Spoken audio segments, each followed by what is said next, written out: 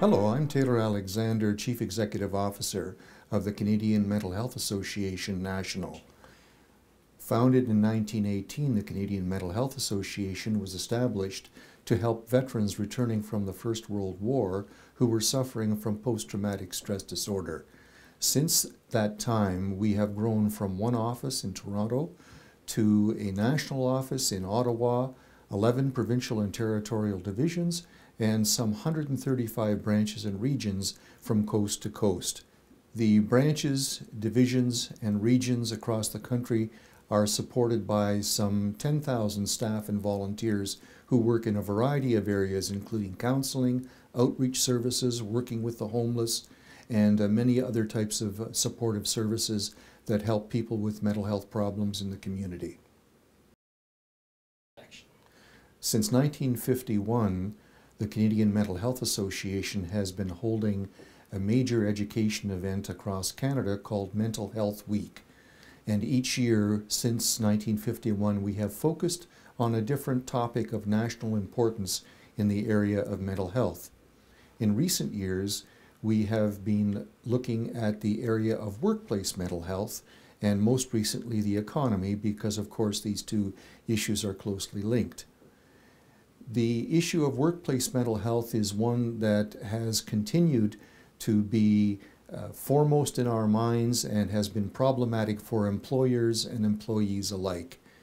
The challenge, of course, is for employers to provide the necessary supportive environment, what I call a culture of caring, within their organizations to support employees, many of whom are under stress for a variety of reasons, both workplace related and related to their home lives and community lives. By the same token, it's incumbent upon employees to take advantage of the supports that are available to them, whether it be in the workplace or in the community, so that they can be properly supported and sustained through difficult periods.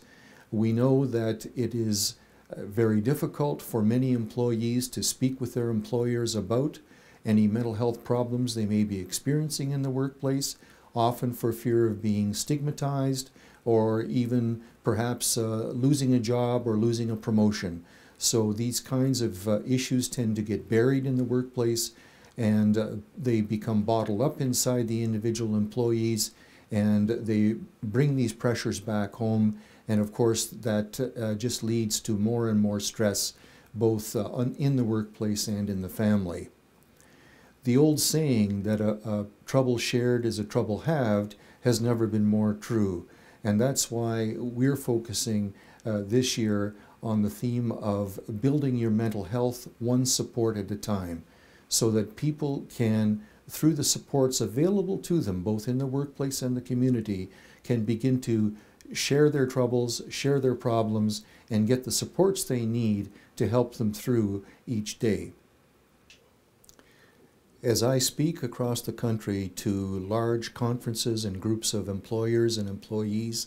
I emphasize repeatedly the importance